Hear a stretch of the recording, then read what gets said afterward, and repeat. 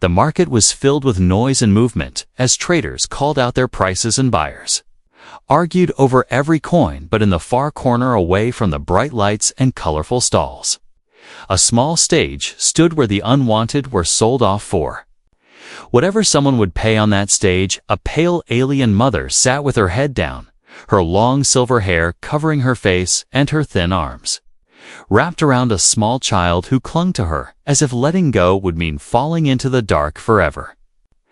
The auctioneer shouted again and again, his voice growing more annoyed with each passing minute. No one seemed to want her, no matter how low the price dropped. Whispers spread among the crowd that she was broken and could not work, that she was sick and too weak to fight, that she was just a waste of money and food. Every time someone came close to look at her, they turned away quickly, as if she carried some curse. The child's small hand gripped her torn clothes, and she tried to give a weak smile to keep him calm, but her own heart felt like it was breaking in slow silence.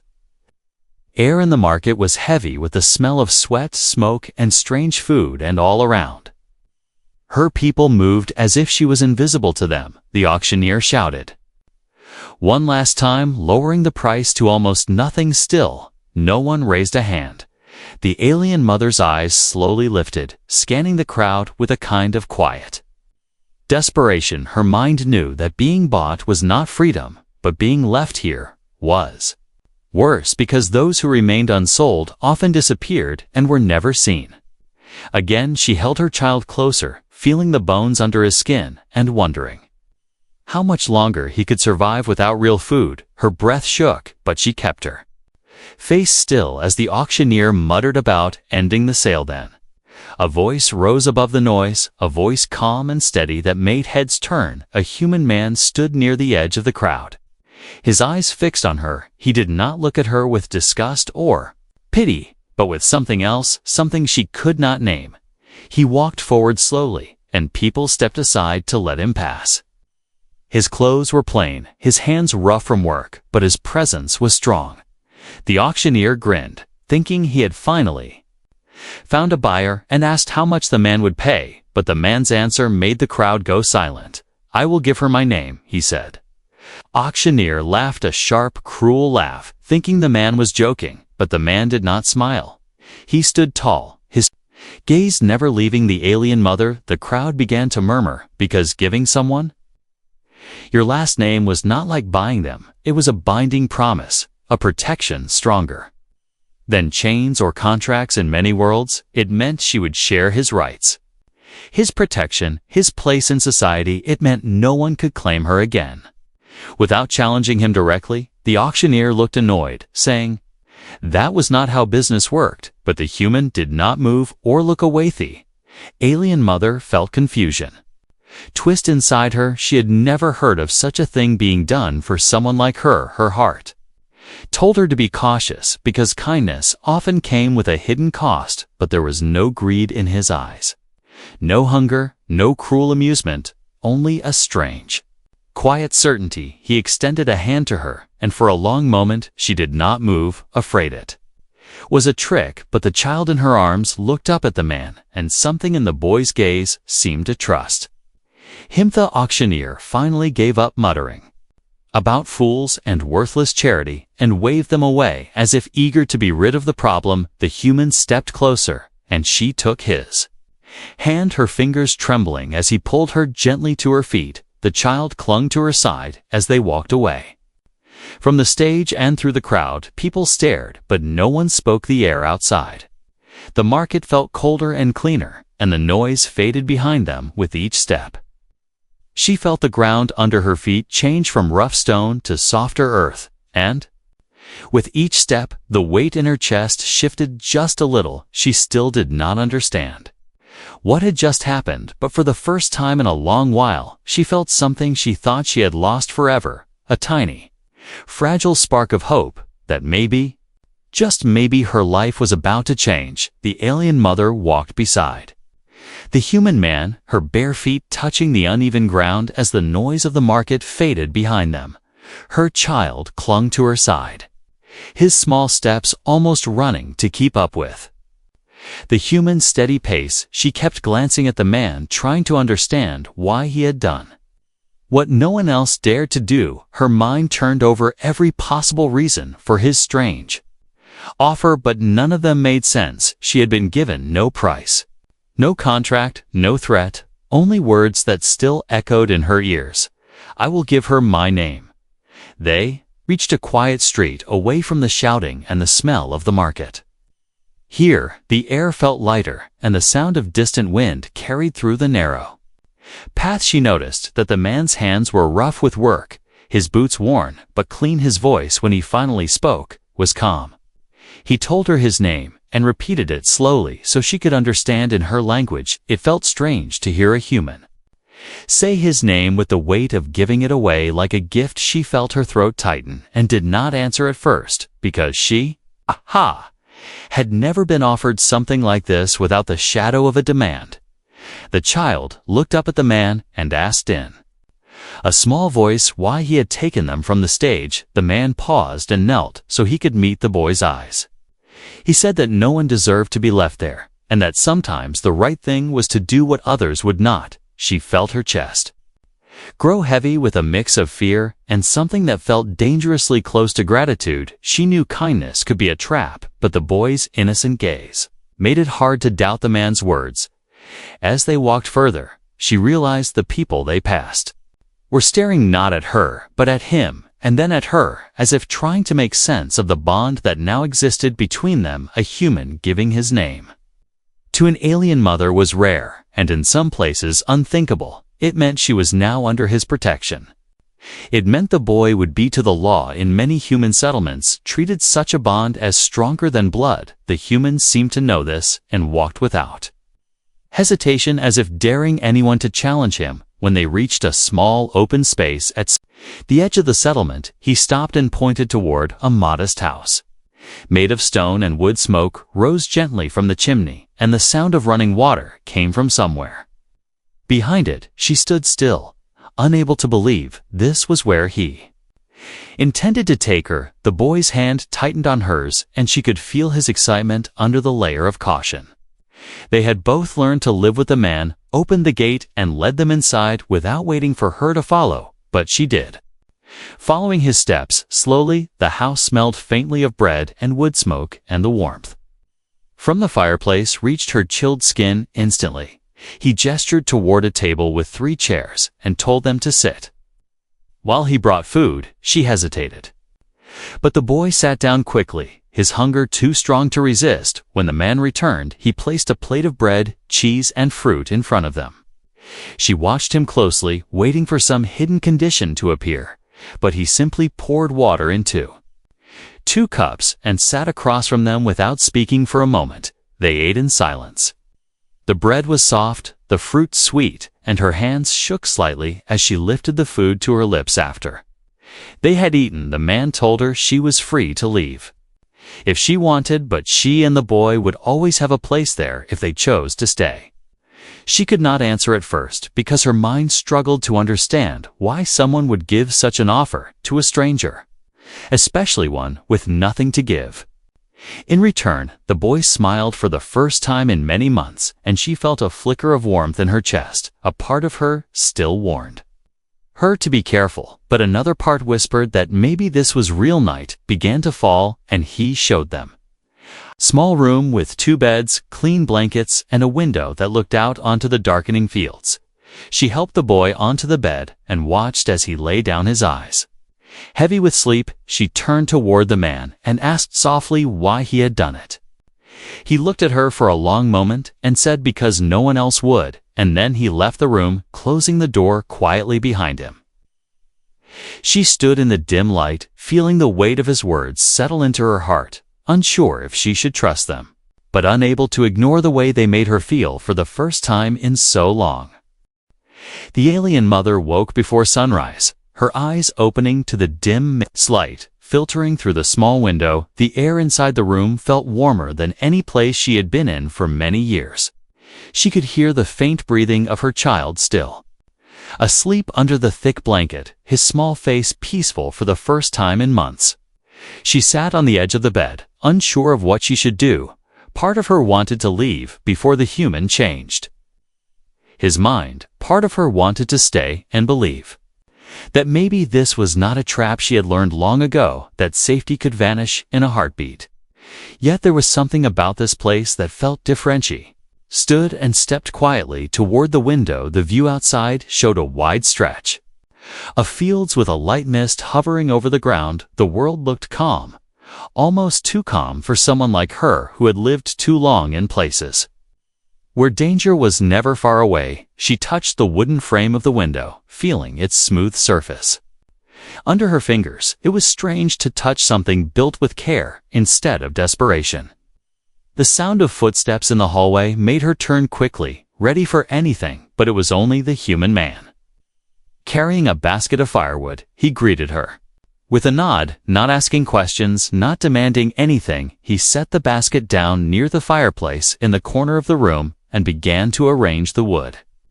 She noticed how he moved with quiet purpose, each action steady and controlled, as if he had no need to rush. He asked if she and the boy had slept well, and she hesitated before answering yes. Her voice soft and unsure. He nodded again and told her there was food on the table whenever they were ready to eat. Then he left the room without pressing her for conversation. She stood there for a long moment, wondering why his presence felt so different from every other human she had met. When the boy woke, he smiled at her and asked if they could stay. She told him she did not know, but her voice lacked the certainty it once held. They dressed in the same worn clothes they had arrived in and walked to the kitchen.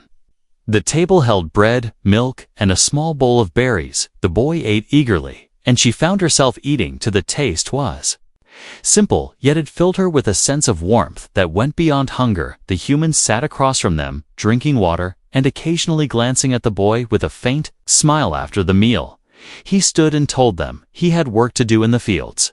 He offered her the choice to rest or walk outside. She was not sure if it was an invitation or a test, but she decided to follow him. Her bare feet touched the soft grass beyond the door, the morning air cool against her skin. The fields stretched far in every direction with rows of crops and patches of wildflowers. She watched as he worked, his hands steady on the tools, his movements showing years of experience. He did not order her to help, yet she found herself bending down to pull weeds. Alongside him, the boy played nearby, chasing a small bird across the grass. Hours passed quietly. The only sounds were the rustle of leaves and the distant calls of animals. The peace felt unnatural to her at first, but slowly she began to breathe easier, her mind no longer racing with thoughts of escape. When the sun was high, he suggested they rest under a tree. He gave the boy a small wooden carving shaped like an animal. The boy's eyes lit up with joy, and he thanked the man without hesitation.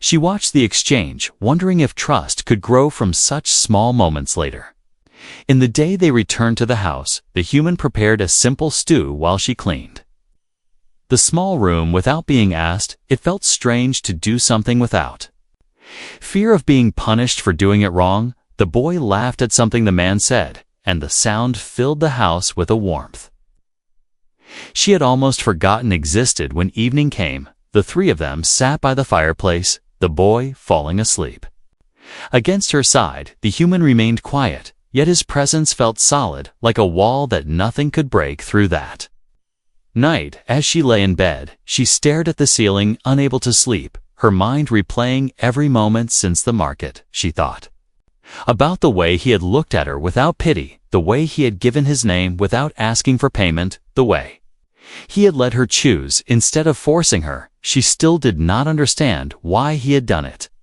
but she knew that something inside her had shifted. The fear was still there, but now it was joined by something far more dangerous: hope. The rain had started just after sunset, soft at first, then stronger, until it drummed against the roof in a steady rhythm. The alien mother lay awake, listening to the sound. Her child slept deeply beside her, his small hands curled under the blanket, but she could not close her eyes. She had lived too long in places where storms meant danger, where the cover of night allowed terrible things to happen. Her mind would not let her believe this quiet home could be different. A sudden creak from somewhere above made her heart race. She sat up, her body tense, every muscle ready for a fight. She thought of her child and of how quickly she could get him out if she needed to. The sound came again. Footsteps light but moving with purpose. She rose from the bed, moving silently toward the door, every breath slow and controlled. She opened the door just enough to step into the hall. The dim light from a lantern near the kitchen cast long shadows on the walls. The footsteps were louder now, and she followed them up the small staircase leading to the roof. Her bare feet touched the cool boards of the upper floor, and she froze. The human man was there, standing in the rain with his sleeves rolled up, his hands working quickly to tie a strip of wood against the roof. He moved with urgency, but not fear. Water streamed down his face and soaked his clothes, yet he kept his focus. She stood in the doorway, watching, unsure if she should speak. Finally, she asked what he was doing, her voice almost lost in the sound of the rain. He turned to her, his expression calm, and said the roof was leaking above the room where her child slept. He had noticed it earlier in the day and meant to fix it before the storm grew worse. He told her the water would have soaked through by morning if he did nothing. She stared at him, trying to understand why he would work in the cold rain in the middle of the night just to keep her child dry. Her mind searched for a hidden reason, but found nothing, only the steady certainty in his actions. She stepped closer, the wet boards cold beneath her feet. She wanted to help, but did not know how. He finished tying the last piece in place, then tested it with a firm pull. Satisfied, he stepped back and wiped his hands on his shirt. He told her the leak was stopped for now, and he would make a permanent repair when the weather cleared. She nodded, unsure how to respond. Her voice caught in her throat, so she only managed to whisper a thank you. He gave a small nod and walked past her, back down the stairs, leaving a faint trail of rainwater behind. When she returned to the room, she stood by her child's bed, listening to the softer sound of the rain overhead. She realized there would be no water dripping through the roof, no cold puddle forming on the floor. Her child would wake dry and warm. She sat on the edge of the bed, watching him sleep, and something inside her shifted again. She had known humans who took from her without asking, who broke what little she had, but never one who stayed up in the rain to protect something that belonged to her. Later, when she lay down, she found herself wondering what kind of man he was to act without expecting reward. She thought about his hands, rough from work, yet gentle. When he led her from the market, she thought about his eyes that seemed to see her as more than a burden. She did not yet trust him, not fully, but she could not deny that he had done more for her in 2 days than most had done in her entire life. Storm passed by morning, leaving the air fresh and cool. The sun broke through the clouds, casting soft light over the fields. The human was already outside working. She stood at the doorway for a moment, watching him. Her child ran out to join him, the boy's laughter mixing with the sound of the wind. She stayed where she was, feeling the warmth of the sun on her skin and wondering if maybe, just maybe, the life she had stepped into was not as fragile as she feared. It had been only a few days since the alien mother and her child arrived at the small stone house. The days passed quietly, with the human working in the fields and the boy playing near the stream. The mother had begun to feel a fragile rhythm forming in her life, though she still kept her guard high. She noticed her child sleeping better and laughing more than he had in months. It was a change she did not want to lose. The morning sun was warm, and the air smelled of fresh earth. The human was repairing a fence near the gate while she hung washed clothes in the yard. The boy was sitting on the grass, carving shapes into a piece of wood, when she heard the sound of heavy footsteps on the dirt road. Her body stiffened before she even turned her head. 2 large figures appeared at the gate, their clothes marked with the same crest she had seen at the market. Her heart sank. She recognized them as the men who worked for the auctioneer. One of them called out to the human, saying the alien woman was stolen property and that they had come to take her back. The words made her blood run cold. She stepped closer to her child, pulling him near, but the human moved first. He placed himself between the men and the yard, his voice calm but firm as he asked for proof they claimed their master had every right to reclaim what was his, but the human shook his head and said she was under his protection. Now the men laughed, saying a name meant nothing outside human law, but he told them his name again. With a tone that carried weight and warning, the men hesitated, glancing at each other because they knew the bond of a last name was recognized in many places and challenging it could bring legal trouble. They tried to intimidate him, stepping forward. But he did not move. Instead, he told them that if they had a claim, they could take it to the settlement council, but until then, they were to leave his land. The men spat on the ground, cursing under their breath before turning to leave. One of them looked back at her with a glare that promised this was not over. When they were gone, the human closed the gate and checked the latch, his expression unreadable. She felt her knees weaken as the weight of what had just happened settled in. She knew that if the men returned with the council's approval, her life here could end in an instant. She also knew that if the human had not spoken for her, she might already be back in chains. She wanted to thank him, but the words felt too small for what he had done. Instead, she stood beside him as he repaired the fence again in silence, the sound of the hammer striking wood, steady like a heartbeat. That night, the air felt heavier. The boy asked if the bad men would come back. The human knelt beside him and said that they might, but if they did, they would have to face him first. He promised the boy that he would keep them safe. The mother listened from the doorway, her chest tightening at the certainty in his voice. She had heard many promises in her life, most of them empty, but this one felt different because she had already seen him keep his word. She could not sleep, the image of the men at the gate replaying in her mind. The thought of losing this small, fragile safety filled her with both fear and anger. She realized she had begun to think of this place as more than shelter. She had begun to think of it as home. The idea of it being taken away stirred something deep inside her, something she thought had been broken forever. Next day, she offered to help with the fence repairs. The human glanced at her, then handed her a small bundle of nails. He did not question her choice and worked beside her without speaking much. The rhythm of the work was steady, the sound of the hammer and the smell of fresh wood filling the air. The boy ran between them, laughing and pretending to be their assistant. In those moments, she felt a strange strength growing inside her, a strength that came from knowing someone would stand with her when the threat returned, because deep down, she knew it would. The days after the men came to the gate passed slowly, yet they carried a strange sense of peace. The alien mother expected trouble to return at any moment, but it did not, at least not yet. Instead, life in the small stone house began to settle into a rhythm. Each morning she woke before the sun to check on her child, who always slept deeply under the thick blanket. Then she would step outside and see the human already working in the fields, his figure steady against the light of the rising sun. She had never lived in a place where she could choose her actions without fear, but here there were no orders shouted at her, no punishment waiting for the smallest mistake. She began to help with the daily work, pulling weeds, gathering vegetables, washing clothes. By the stream she learned how to grind grain into flour and how to prepare the bread that baked slowly over the fire. The human never forced her to work, yet he never stopped her either. Instead, he treated her as if she had the right to decide for herself. The boy thrived in this new life.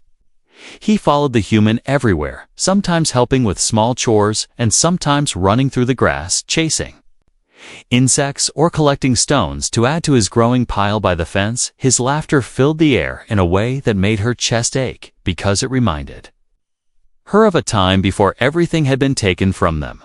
One afternoon, she found the boy sitting on the porch carving a small wooden bird, just like the one the human had given him. The first week she saw how careful he was shaping the wings, and she felt pride that surprised her. She also began to see the human in a new way. His hands were strong, yet gentle. His words few yet always certain, he moved through the day as if no task was too small or too hard, she noticed. How he always set aside the best piece of bread for the boy, and how he checked the latch on the gate every evening before the sun fell. He never spoke of the day he took her from the market, yet she often caught him watching her with a quiet expression. She could not read one morning while they worked in the field together. She felt the urge to speak, though she rarely did unless necessary. She asked why he had chosen her when there were others at the market, stronger or healthier. He paused only for a moment before saying that strength was not the only thing worth saving. She felt her face grow warm at his words. But she did not reply. Instead, she continued pulling weeds, her hands moving quickly to hide the sudden, unsteady feeling in her chest. The evenings were her favorite time of day. After the work was done, they would sit outside, watching the last light fade from the sky. The boy would sit between them, sometimes leaning against her, sometimes against him. The sound of crickets filled the air, and the smell of wood smoke drifted from the fireplace. Inside, these moments felt like pieces of a life she had never believed she could have, a life built not on fear, but on quiet safety. As the days turned to weeks, she began to feel something dangerous hope. She started to imagine what it would be like if they could stay here forever, if no one came to take her away, if her child could grow up without chains around his wrists. She knew the threat was not gone.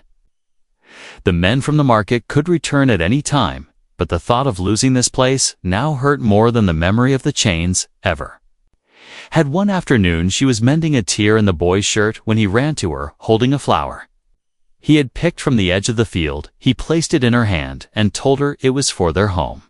She looked at the small yellow petals and felt her throat tightened. He had said our home, without hesitation, without fear. She realized that the boy already believed they belonged here. And for the first time, she allowed herself to think that maybe they did. That night, as she lay in bed, she listened to the soft breathing of her child and the faint creak of the house settling in the cool air. The sound was steady, like the heartbeat of a living thing. She closed her eyes, and for once, she did not stay awake waiting for danger. Instead, she let herself drift into sleep with the image of the flower still in her mind and the quiet thought that maybe belonging was not something given or taken, but something slowly built until it could not be broken. The air was cool under the wide night sky. Stars spread like silver dust across the darkness. The alien mother stood outside the small stone house, her bare feet on the soft grass. The sound of the stream in the distance. She could hear the low murmur of the human's voice inside, speaking to the boy as he prepared him for bed. She stayed still, letting the quiet wrap around her, because she knew moments like this were fragile. When the boy finally slept, she walked back inside. The fire in the hearth glowing low, the human sat at the table, a small piece of wood in his hands, carving it into shape. She stood near the doorway, watching him, her fingers twisting together, until she found the courage to speak. She asked him the question that had sat in her heart since the day at the market. Why me? Her voice was soft, almost afraid of the answer. He set the carving down and looked at her without rushing to speak. His gaze steady, he said he had seen someone worth saving, not something to buy, not a burden to carry, but a person with a life that should never have been taken from her. He told her that when he gave her his name, it was not out of pity or charity. It was because he wanted her and her boy to have a place where no one could touch them again. His words settled over her like a weight and a warmth. All at once, she stepped closer, the firelight touching her face, her eyes searching his for any sign of falsehood. But there was none. She thought of the nights he had worked in the rain to keep her child dry, of the way he had stood in front of the men at the gate, without hesitation, of the quiet respect he showed her every day without asking for anything in return. And she realized there was no hidden chain in his offer, only the open door he had kept for her from the start. The silence between them was not heavy, it was steady like the beat of the earth. She told him that the name he gave her had protected them, but now she wanted to carry it, not as a shield, but as part of who she was. She said it slowly, letting the sound of it settle in her mouth. The name felt strange and new, yet also like something that fit. She saw the smallest flicker of a smile touch his lips before he nodded once. Days later, they walked into the village market together, not the market where she had been sold, but one where traders brought goods from the nearby settlements. The boy held her hand and skipped at her side. The human walked beside them, not as a guard or a master, but as a partner. People turned to look, some in surprise, others in quiet respect. They saw the bond between them in the way they walked, and in the way his presence shielded her. Without a word, she bought bread and cloth with the coins he had given her, and when the shopkeeper asked her name, she gave it without hesitation. She saw the slight lift of the shopkeeper's brow, but no mockery, only the quick nod of recognition. She realized then that the name had weight beyond this house, beyond these fields. It was not just a protection, it was a declaration that she belonged here. On the way back to the house, the boy ran ahead, toward the gate, laughing with the joy of a child who no longer feared being taken away. She watched him and felt something in her chest loosen. The fear that had been a constant shadow was still there, but it no longer controlled her. She glanced at the human beside her, his stride steady, his gaze fixed ahead, and thought that maybe the world could be built again from the pieces that were left after the breaking. That evening, they sat by the fire, the boy asleep between them. She took out the small flower her son had given her weeks before.